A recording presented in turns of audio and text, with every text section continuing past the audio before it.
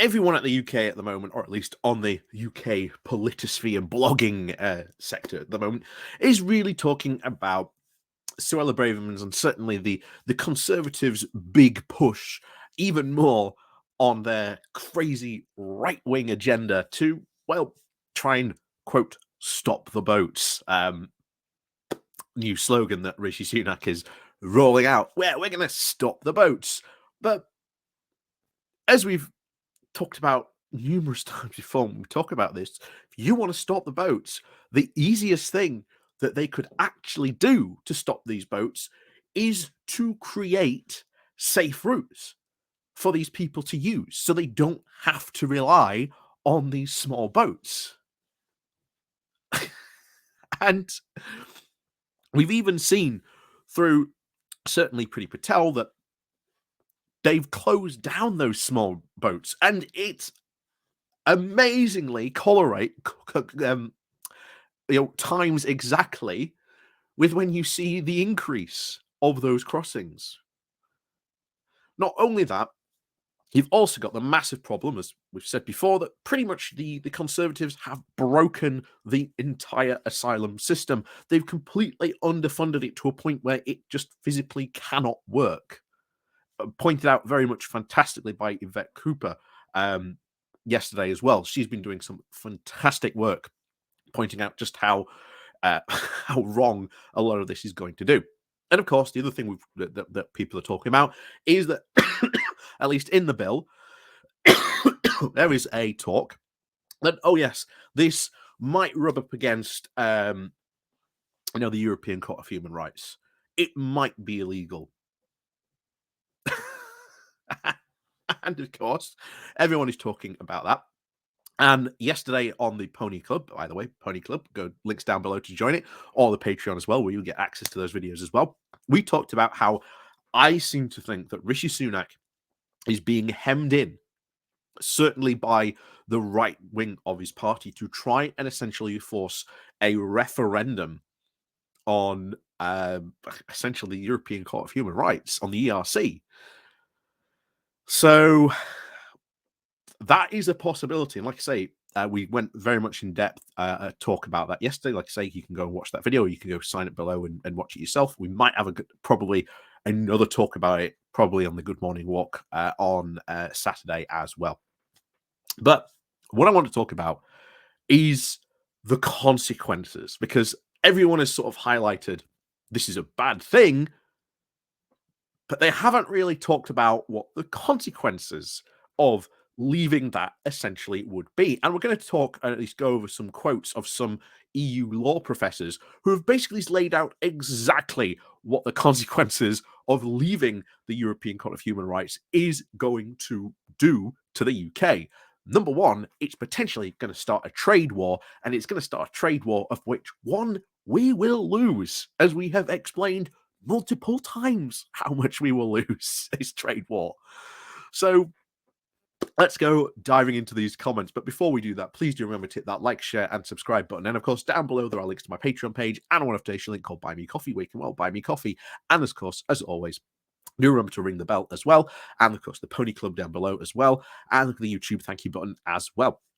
So let's crack on with these comments. So the first one, obviously, is if we leave this, the first thing that goes under is the big Brexit agreement. This is the Trade and Cooperation Agreement of 2020. Immediately, this can be completely nullified by the EU.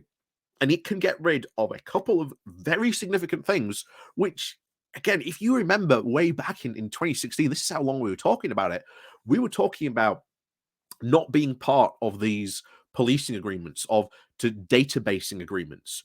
But very quickly in 2016, the UK government did actually say, oh, no, we want to continue being part of these agreements. So we haven't really talked about it as a feature of Brexit, because it was one of the things the UK government actually recognized they probably needed to be a part of, especially when it comes to big criminal databases.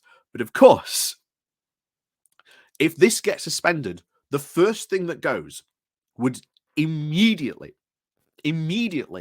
is all agreements regarding extradition. This is Immediately, we lose access to biometric data, which would include fingerprints and DNA. And that would be a huge loss of this. And one of the quotes, I'm just going to quote from someone, a guy called Professor Stephen Pears. He's an EU law professor on law and human rights. He said this: if the UK left the ECHR or denounces all or part of it, so this is how much that they are already prepared to do, by the way. If we either denounce all or just part of it, or even leave it, there will be consequences to this. Because he continues. So it is fairly clear that the EU would suspend the police and security agreement. And he said that the TCA, that's the Trade and Cooperation Agreement, locks Britain in to a number of provisions relating to the human rights and conventions on a standard on policing. So immediately, we would lose access to all those databases, which would be a huge blow to, well, criminal justice, because now, again, remember, there's no extradition treaty. We lose access to all that biometric data. You could go, EU criminals could come over here, commit a crime, and then go back to the EU, and, well, there's no extradition treaty. There's no fingerprint or DNA access they can have to identify those people now in Europe. That's a real possibility. So that will be a monumental blow. But of course, it goes a lot deeper than that, because it seems that the EU had actually already prepared for this eventuality, which I kind of actually respect them for, because they had already sort of maybe saw this coming. Because another professor of EU law, Catherine Bernard at the University of Cambridge, had this to say: it is absolutely clear that the EU had it in mind that the UK might try and leave the convention, and the respect through it runs through the TCA, that's the Trade and Cooperation Agreement, like writing through a stick of rock. Article 524 of the TCA states the agreement, which was struck by the UK's then chief Brexit negotiator, Lord Frost, and the EU, is based on both parties' long-standing respect for democracy, the rule of law, and the protection of fundamental rights, including those in the convention.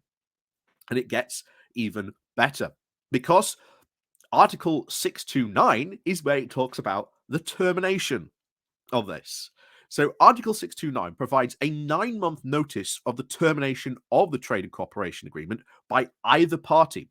But this allows for immediate termination on the day either party leaves the ECHR, or the date of the, quote, denunciation of its participants become effective. So immediately, there's three options that the EU can sort of punish us on.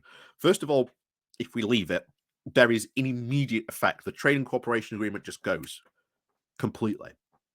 Then if we denounce it, there are punishments for that, or even parts of it, we are immediately punished for. So we have seen Rishi Sunak negotiate with the EU when it came to the Windsor Framework, and we saw someone who was very, very pragmatic when it came to those negotiations, recognizing the need for Northern Ireland to be part of the European Single Market Customs Union in order to, well, maintain the Good Friday Agreement. We saw someone who negotiated like that. But now, it's almost as if Rishi Sunak might have done a 180, or maybe he doesn't yet realize that if we were to do this, if we was to be pushed into maybe a referendum, or maybe a partial denunciation or a full denunciation of the European Court of Human Rights, there would be extreme economic consequences and a cancelling of some very important agreements when it comes to, not only cross-border sort of security, but data sharing as well when it comes to lots of international police work. The consequences of this would be absolutely catastrophic for the UK if they were to go ahead and quit the European Court of Human Rights. And that is ultimately why you should not even be having this conversation in Parliament. The very idea that this conversation has taken place is, to be honest, should be shocking. And I, for one, am shocked that not a lot of people are talking about the actual consequences of what leaving this would actually mean. It means the trade and cooperation agreement would just be gone like that. And that's an immediate trade war. And it's a trade war we would ultimately lose because you cannot win against the size of the EU market, just plain and simple. You want a perfect example? Look at the video we did yesterday about the EU and the US doing a trade deal where Kimi Badnoch went to try and do the same thing and basically came back empty-handed. So we'll see what happens here, but I can see this bill being not passed or it taking so long that it doesn't make it into the next parliament and it just gets dropped off the books completely. I can see that happening very, very quickly. But as always, we'll have to keep an eye on this and see what happens. So until then, please do remember to hit that like, share, and subscribe button. And as always, thank you very much for watching. And of course, we'll see you all next time.